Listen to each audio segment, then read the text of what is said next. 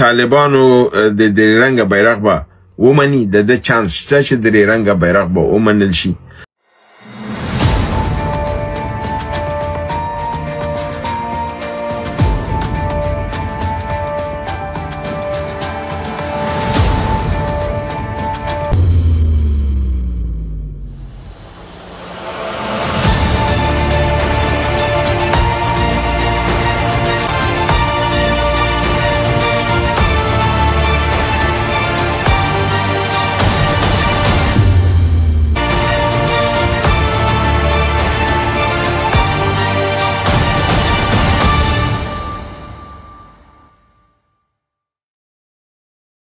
ګرانو هیوادوالو سلامونه احترامات مې ومنئ. نن د جمعې ورځ د جنوري 11 کال 2015 زه ستاسو په خدمت او په چوپړ کې یم. دوستانو هیله کړې وه چې پس له دې د برنامې په شروع کې د ورځ او تاریخ مونږ ته وایه، ځکه چې زړې مرکې چې نشریږي زینه نشم نور دوستانو لخوا نه نشریږي، نو هغه سره مونږ ته بیا توپیر مشکله کیږي. نو زه خو دوستانو د چا مخه نشم نیولی، ځکه چې هغې میډیا نه زما کلیپ اخلي او ډاونلوډ کوي او نشروي، نو هغه د هغوی کار دی. چون که دغه دی نو زه پې دغه نشم مخنیوی زه نشم کولی، ځکه زه د دوستان نه پیژنم اکثرا. نو زه به پس له دې انشاءالله تاریخ ورځ هر ورځ خپل په برنامه کې تاسو ته وایم، تر څو تاسو ته دا تاریخ معلومي. نن صرف یو دوه خبره یا نهایت درې خبره دی خیبر پختونخوا د جبهاتو نه لرم، او پس له هغې نه نن پوښتنو ته هم ځواب نه وایم. ځینې تبصرې دي چې په تبصرو باندې زه خپله تبصره کوم چې بعضې وضاحتونه دي باید وشي. 21 د جنوري همدا نن په کورم ولایت کې د سنټرل کورم په ولسوالۍ کې د فوج لخوا نه هغه خالي شوې پوسته چې دوی پکې وهل شوي وو او د پوسته پریښې وه، پوځي پوسته وه د مجاهدینو. کله چې د هغې د منځه وړلو او مسمارولو کار شروع که، نو په دې وخت کې په مجاهدینو باندې د پاکستاني پوځ یرغل وکړه او د دې یرغل په مقابل کې ځوابي حمله مجاهدینو وکړله چې د هغې نه ډېر زیات اهلکاران او د هغې کسان ووژل شول او په شا بیرته وتنبول شل. یو بل خبر همداسې دی، همدغې کورم ولایت او د کورم ولسوالۍ نه دی چې یو تن په نامه د سپین خان گرفتار شو چې د پاکستان پوځ لپاره په خلکو کې کار کوو او د هغې اطلاعات ورکول. نو دا گرفتار شو او پس له هغې نه چې د تحقیق ترې وشو د مشرانو په وساطت سره بیرته خوشي کړلی شو او دی لاړه، خو ضمانت یې نه دا اخیستل شوی دی چې دوباره به دا کار نه کوي. بیا بل خبر هم همداسې دی چې د کورمې ولایت ګولي خنک کلي کې د میری په نوم باندې یو کس چې MIU ته یعنی ملیټري انټیلیجنس یونټ ته کار کوه په جاسوسۍ کې گرفتار شو او پس هغې دی ووژل شو. نو دا خبرونه د متعلق د استخباراتو د کسانو او د یو خوشي کړلی شوی دی، یو یې وژل شوی دی او دغه کافی نور معلومات به ما تر وروستو راځي د ورځې، خو هغه چون زه برنامه مې نن وختي کړې ده نو سبا به یې بیا زه تاسو سره شریک کړم انشاءالله. راځم یو ورور دا دغه کړې ده چې یاس 22 TG په نامه باندې، یاس 22 TG په نامه، چې آیا طالبانو د درې رنګه بیرغ به ومني، د چانس شته چې درې رنګه بیرغ به ومنل شي. قدرمن ورور په دې باندې چې موږ همیش خبرې کړې دي چې دا درې رنګه د افغانستان ملي بیرغ دی او تاریخي بیرغ دی، او کوم طالبان چې کوم عذر وړاندې کوي هغه قابل قبول نه دی چې هغې دا وایي چې د بیرغ لاندې په افغانستان ظلم شوی دی، نو موږ ځکه دا لرې کړی. دا یو بهانه ده، سیاسي بهانه ده، که نه دا بیرغ خو تاریخي بیرغ دی او کم از کم د دې درې رنګونو د افغانستان په تاریخ کې د 300 کالو نه زیات کېږي او د اسلامي تاریخ په نوع حساب سره چې تورو سپین او شین او دا رنګونه چې دي سور رنګ دا 1500 کاله تاریخ لري او په مختلفو ادوارو کې د رنګونو استفاده شوې ده او د افغانستان په بالخصوص د امان الله خان نه را په دی خو چې 100 کاله کې دا بیرغ نو فلهذا د سره دا ویل چې د بیرغ لاندې ظلم شوی کدا سینو د امریکایانو د ټانکونو د تایرونو ظلم شوی هغه تایرین باید موږ ویجاړ کړو هغه د امریکایانو د هغه د موږ ته چې تعمیرونه جوړ کړي دي هغه هم د ظلم تصمیمونه نیول شوي هغه باید ویجاړ کړو دا استدلال درست نه دی راځم دې ته چې آیا دا به قبول کړل شي که چېرته لویه جرګه راوغوښتل شي د ملت اواز ته غوږ کېښودل شي انشاءالله ضرور به د مثبته نتیجه راووځي او د خلکو ته به دا بیرغ بیرته ورکړلی شي او د اسلامي امارت د بیرغ هم څوک اختلاف ورسره نه لري هغه د یو سیاسي حرکت او د یو سیاسي ګوند په شکل خپل بیرغ سپین بیرغ ساتلی شي په هغه کې کلمت الله ده هغه ته هم زموږ سلام دی او د سور و شین رنګ کې هم زموږ کلمه ده او ده ته هم زموږ سلام دی موږ ته دواړه د قدر وړ او احترام دی خو یو ملي بیرغ دی او یو سیاسي بیرغ دی دا ملي بیرغ باید ملي وسی او سیاسي باید د ګوند استازیتوب وکړي لکه څنګه چې نور احزاب لري تاسو معلومه ده هر حزب خپل جنډه لري او د مشر چې چا سره خبرې کوي خپل جنډه ترڅنګ ایخي نو په دې رقم سره دا د اسلامي تحریک طالبان کولای شي خپل سپینه جنډه په هر محفل کې چې خپلې کې ځان سره کېږدي اما ملي جنډه باید ورسره څنګه کېږدي او د افغانستان د خلکو د خوشحالۍ لپاره که یو وګړی په یو شي خوشحالي یو امن په نظام کې راځي او خلک نظام سره نږدې کېږي هغه کار باید موږ وکړو تر څو نظام دغه قوي شي او خلک ترېنه خوشحاله اوسي دویم دغه دا چې لوفر ورور ویلو چې د خپل برنامو کې تاریخ او ورځ وایه قدرمن وروره نن مې شروع چې وکړله نو جمعې ورځ او یو دېرشم د جنوري 2015 مې پکې وویل او پس له دې به همدارنګې ورځ او دا به زه تاسو ته وایم او برنامه به شروع کوم تر څو تاسو توپیر وکړئ د بله تبصره دا ده چې بعضې ورونه ماته لیکي چې ته ولې فارسی کې برنامه نه کوي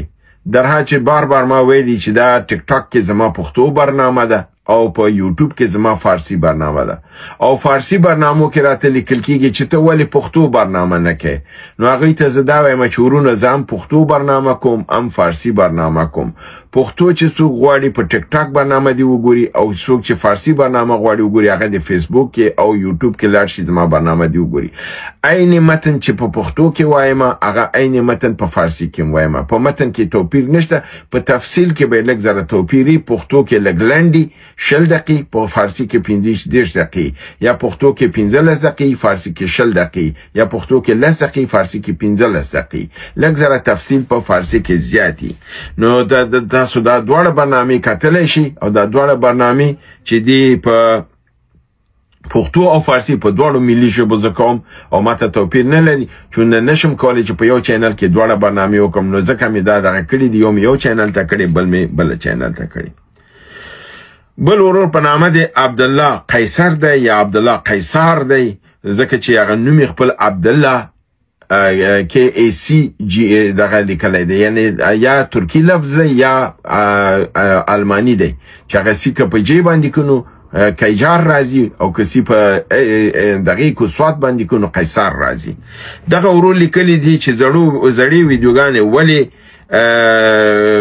د پورتکۍ او دغه دی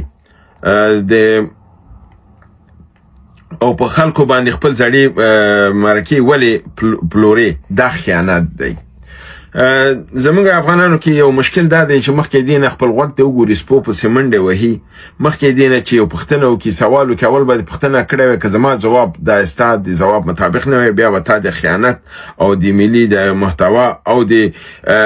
پیسو ګټلو خبره به دې کړې وه چې ته د پیسو لپاره دا کار کوې او دا کوې اول خو که چېرته ما پیسې ګټلی نو ما خپلې ویډیوګانې په نورو باندې به بندې کړې وي چې وروره دا تاسو مه نشروئ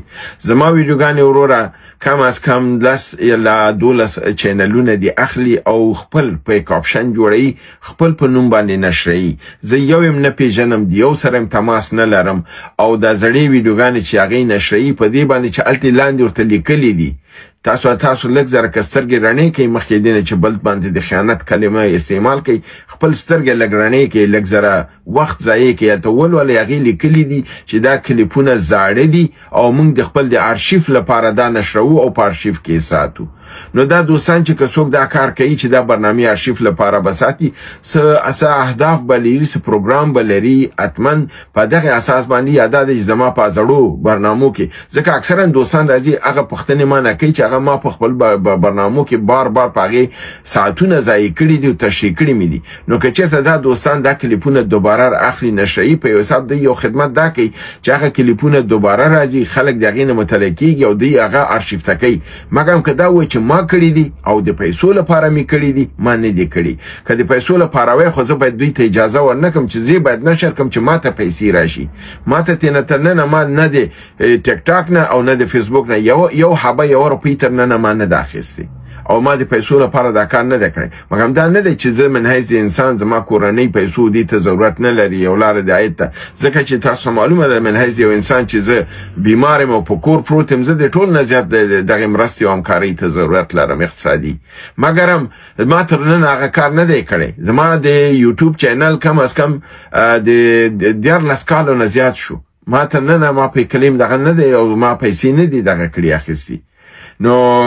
او د دې معنی دا نه ده ځکه چې ماته دوستان دا وایي چې ته باید دا کار وکړې ته کار کوې زحمت وباسې سهار نه شروع کړې تر ماسخوتنه همدا برنامې دي مفت برنامې کو څوک موږ ته پیسې نه راکوي نو یو لاره د عاید جوړولو لپاره ټول راته وایي چې ته دا کار وکړه مګر ما سره وخت نه دی پیدا شوی کېدای شي کوم بل دوست راته وکړي ځکه چې زه خپله په طریقه هم نه پوهېږم او حساب باندې هم نه پوهېږم که بل چا راسره همکاري وکړه نو دا به ښه خبره خو ما زړې ویډیوګانې نه دي پورته کړي ما ترې نه مالي ګټه نه ده اخیستې او دا کوم خیانت هم نه دی چې دا ورور وایي چې دا دې کې څه خیانت دی تا ما ته کمې پیسې راکړي بیرته پیسې دې واخله چې ما تا سره خیانت کړي خو د معلومات دي یو ځلې نه لس دفعې دې نشر شي معلوماتو نشریدو کې څه خیانت دی دا خو دا نه دی دا خو خلک پرېږدي چې مطلع شي او چې دوستان یې کوي زه خوشحالېږم چې کوي او چون زما برنامې یوازې یو کس نه نشري لس 12 چینل دي او ټول نشه او زه خدای شاهد یو سره د تماس من نشته دی یو نه پیژنم چې دا څوک دی کوم ځای کې دی نومونه مسلې نه دي که څوک دي په اصلي نوم باندې خو نه دي چې زه لاړ شم په اصلي نوم ورسره خبرې وکړم نو هغې اخلي نشرهیي او چون زما په پیسو باندې نه دی چې که هغې پې پیسه ګټي زه ممانعت نه کوم که زه نشم ګټلی پرېږده هغوی پې وګټي که دا زما فلسفه ده دا زما لاره ده زه نه په چا رخه کوم او نه په حسادت کوم او زحمت ریشه دی زه وباسم د سحر د مانځه نه شروع کېږي د ماسخوتن تر ناوخته 12 بجې شپې پورې زه کار کوم برنامې تلویزیوني دي کنفرانسونه دي لیکچرونه دي او همدارنګې د خپلې برنامې دي چې تاسو ته یې کوم د دې موږ ته څوک 1 روپۍ نه راکوي اما دغه وخت موږ خپل دوستانو وطن لپاره کوو چې معلومات څومره موږ سره ورسره ګډوو حسن علي ورور چې پخوا هم پښتنې بیرالېږلې ما ځواب کړي دي نن بیا لیکلي دي چې بشري مرستو بندېدو وروسته به پر دوو تلویزیونونو هم مرستې بندې شوي دي او نومونه لیکلي دي چې آمو او انټرنیشنل باندې چې د فعلي نظام خلاف به تبلیغات کول او د بشري مرستو په حق تاسو هم چې وروره بشري مرستې نه دي بندې شوي او نه به بندېږي او کوم بندیزونه چې نړیواله سطح باندې لګېدلي هغه د 90 ورځو لپاره دي تنه افغانستان نه دی هغې کې تاجکستان پاکستان او نور نړۍ کې چې په امریکا مرستې کولې هغې ودرولې دي خو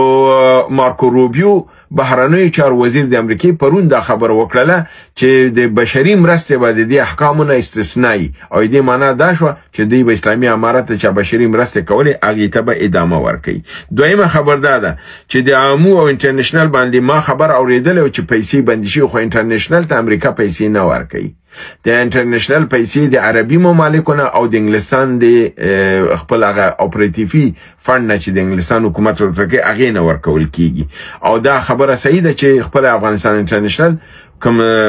داخلي اقتصادي ستونزه کېدی خو د هغې حل کوشش دی کوي مګر دوی د امریکې نه مرسته نه اخلي او کوم تلویزیونونو باندې چې پیسې بندي شوي دي د امونه علاوه کوم بل دی زه پې نه پوهېږم که دا کار دوی کړي خو دا به څه موقتي مسئلې چون دا استخباراتي وسیلې دي دوی نه کار اخلي د نظام په خلاف نو فکر نه کوم دا پیسې پې بندې کړي او کېدای شي ډېر زر دا بېرته دوی پرانیزي او ورې کړي او افغانستان انټرنیشنل ته امریکا پیسې نه ورکوي د ویل کېږي چې دته کوم عرب مملکت دی یا خپل د انګلستان حکومت دی ورکوي او دا فند کوي او امریکا په دې فشار نشي راوصله چې دا باندې کې د خپل کار دی او افغانستان انټرنیشنل کې تاسو ته معلومه ورورو د بي بي سي زینیسي ځکه بي بي سي نړیوال تبلیغاتي اداره و د انګلیسانو وس هغه سیستم چون رادیو سوګناوري تلویزیون دا کړی دی هیله ده چې دا تفسیری ودینه تاسو ګټه واخلئ دا برنامه خپل دوستان سره شریکئ تر بل برنامه تاسو په لوی رب العزت سپارم و ما علینا الا البلاغ